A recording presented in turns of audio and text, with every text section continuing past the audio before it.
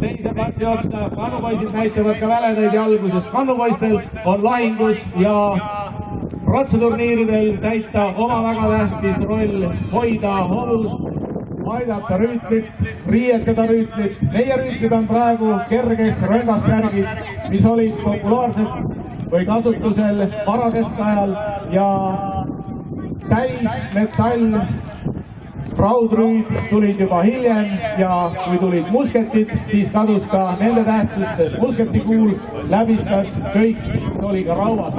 Aga täna on meie rüütlitel rüüteljaamukil rännasvärk ja rüütel Ivo veelgi kergemas võitlusvormis.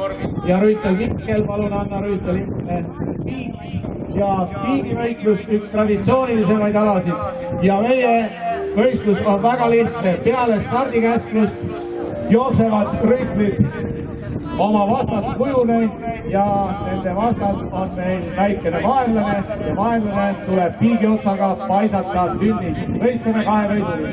Võistlejad on valmis. Ja tuleb rüütel Jaagup väga hea tempoga ja hästi sai ka oma vaenlasele pihta ja rüütel Ivo paistab, et on ka oma ülesanded hakkama saanud ja eks me võime teha nii, et me ei vahetagi kannupoisse, kannupoisid jäävad teineteisse otsa ja aitame oma rüütlit. 1-0 läks juhtuma Jaagup. Rüütel Ivo, palun valmis ennast panna. Rüütel Jaagup, Kihelkonna rüütel, Kärla rüütel ja rüütel Ivo, Viljandimaa rüütel. Valmis, start! Ja sealt tulevad nad uuesti täisgalopil ja kellel õnnestub varem paisata ja õnnestus varem paisata rüütel Jaagupil ja rüütel Jaagup on selle esimese kahevõistluse võitja ja läheb otse finaali.